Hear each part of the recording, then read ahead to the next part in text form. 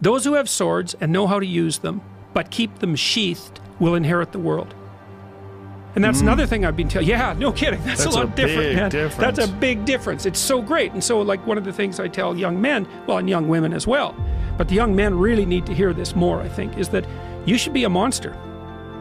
You know, because everyone says, well, you should be harmless, virtuous. You shouldn't do anyone any harm. You should sheath your competitive instinct. You shouldn't try to win. You know, you don't want to be too aggressive. You don't want to be too assertive. You want to take a back seat and all of that. It's like, no. Wrong. You should be a monster, an absolute monster, and then you should learn how to control it.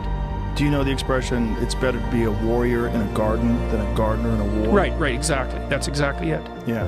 And that's exactly right. And so when I tell young men that, they think, well, lots of them are competitive. They're low in agreeableness, you know, because that's part of being competitive temperamentally. It's like, is there something wrong with being competitive? There's nothing wrong with it. There's something wrong with cheating. There's something wrong with being a tyrant. There's something wrong with winning unfairly. All of those things are bad, but you don't want people to win? What's the difference between trying to win and striving? You want to eradicate striving? Well, it's the uncomfortable feeling that people associate with losing. When they've personally experienced it, they look at losing as they've been oppressed or they've been hurt.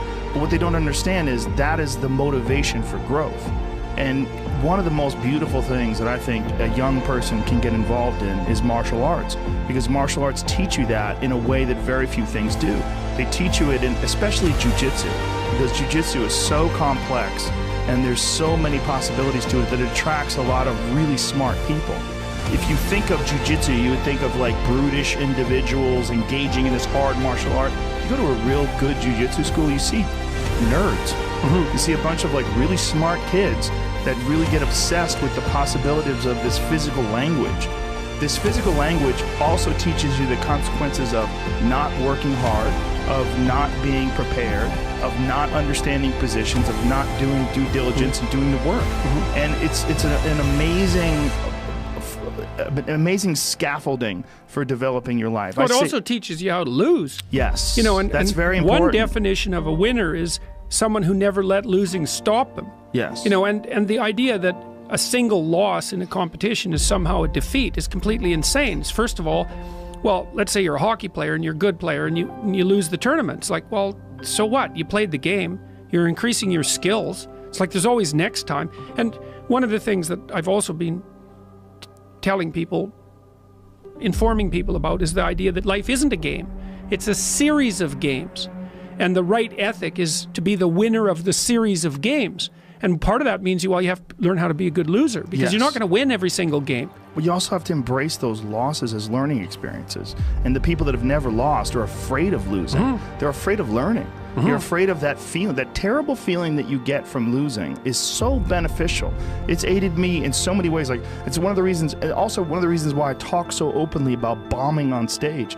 And I do it with other comedians. I always want to tell people, yeah, I'm an established comedian. I've been a comedian for a long time. Let me tell you about like when I was 2 years in, or 5 years in, or 4 years ago. Like, let me tell you about some horrible moments on stage where it went wrong.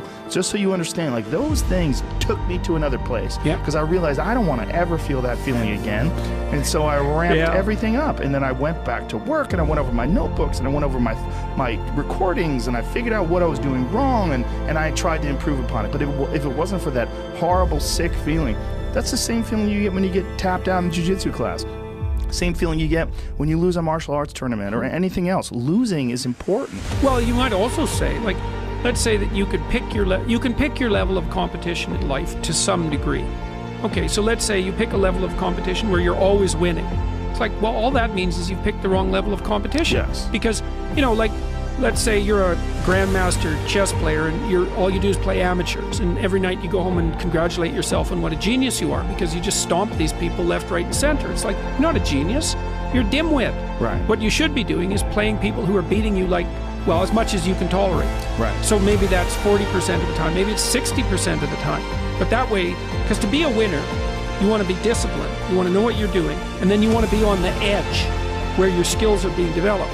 And if you're going to be on the edge where your skills are going to be developed, you're at a place where losing is always a possibility, because otherwise you're not pushing yourself beyond your current capacity. Pursue what is meaningful, not what is expedient. You write in the book There is no faith and no courage and no sacrifice in doing what is expedient.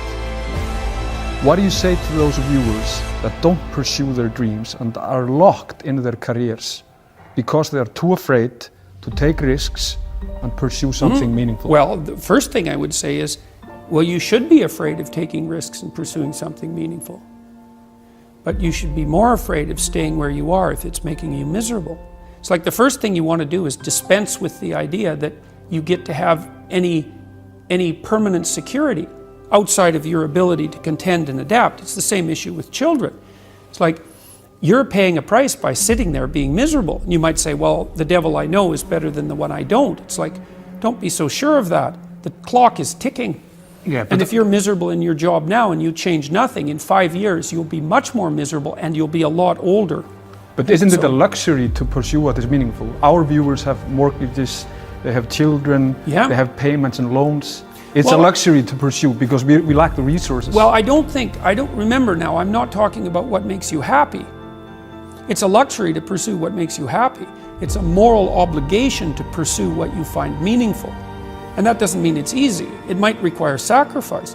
If you need to change your job too, let's say you have a family and children and a mortgage, you have responsibilities.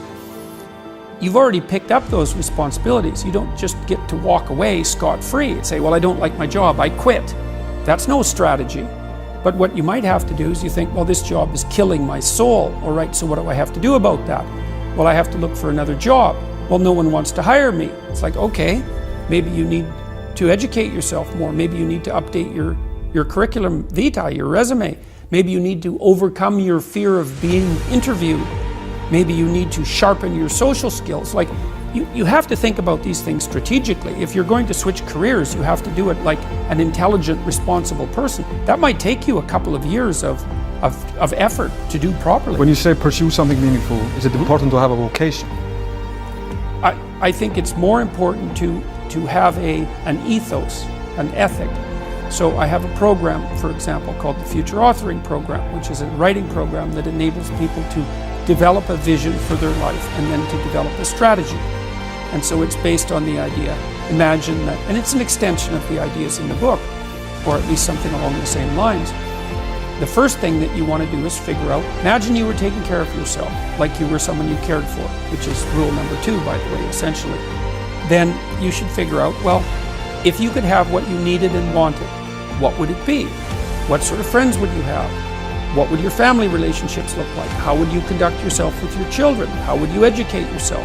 You need to think through how it is that your life could be properly arranged if you had that ability.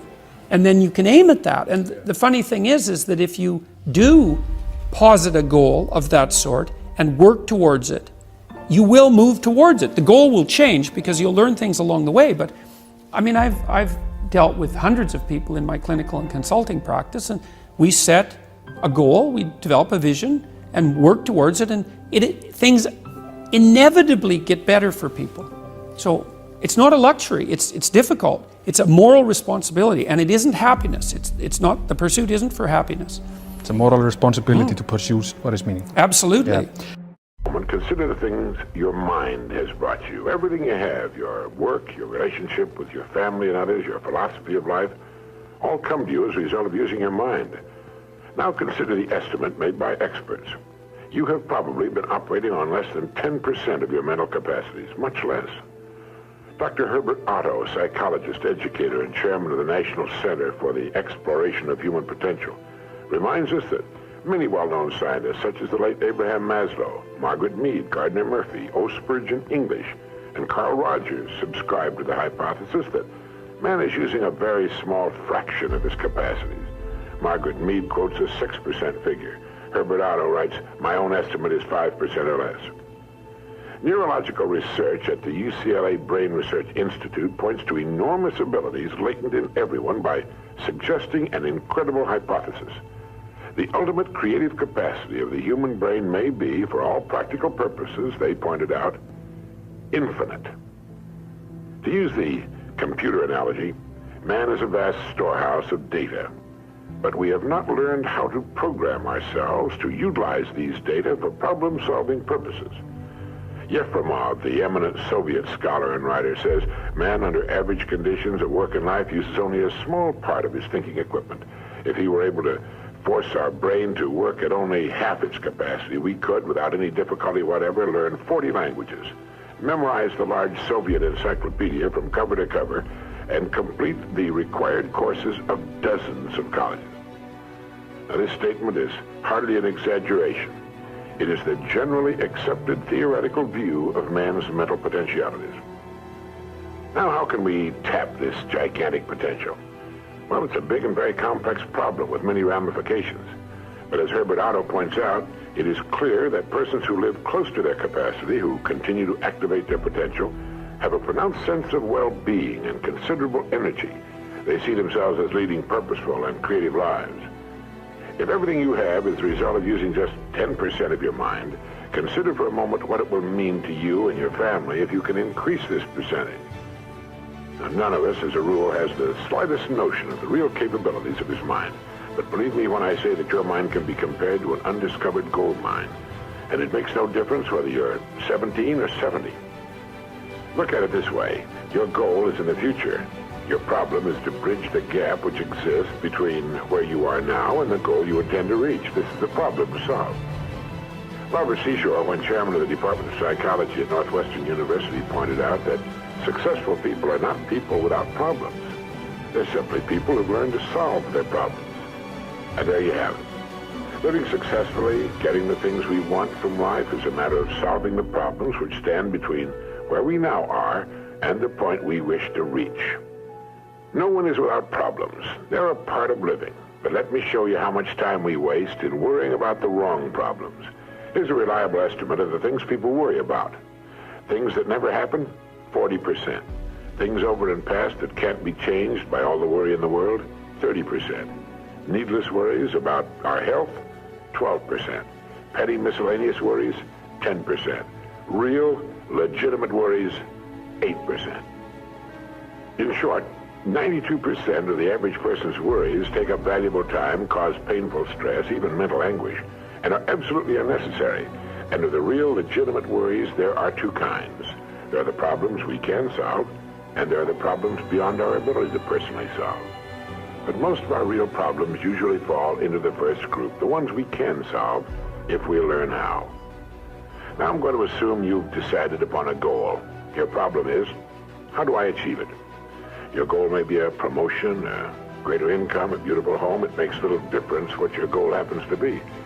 But you have your goal, and you know that you will become and you will achieve what you think about. That is, if you stay with it, you will reach your goal. But how? Well, it's right here that your mind comes into play. What is your mind? No one knows for sure. Perhaps the best way to describe it is to quote Pulitzer Prize-winning playwright Archibald MacLeish. In his play, The Secret of Freedom, a character says, the only thing about a man that is a man is his mind.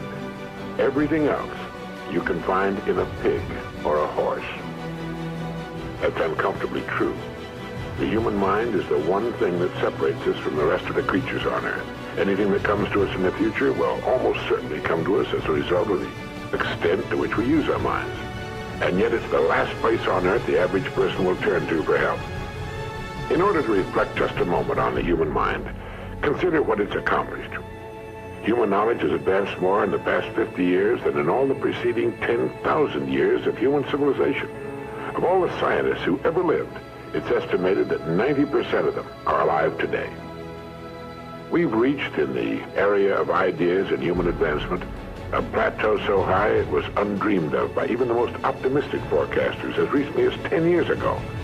But every new idea triggers additional ideas, so that now we're in an era of compounding advancement on every front and in every area that staggers the imagination. Dr. Harlow Shapley of Harvard has said that we're entering an entirely new age of man. He calls it the psychozoic age, the age of the mind. And you own one, free and clear. Now let's look at a few facts. Now, the average working person has at his disposal an enormous amount of free time.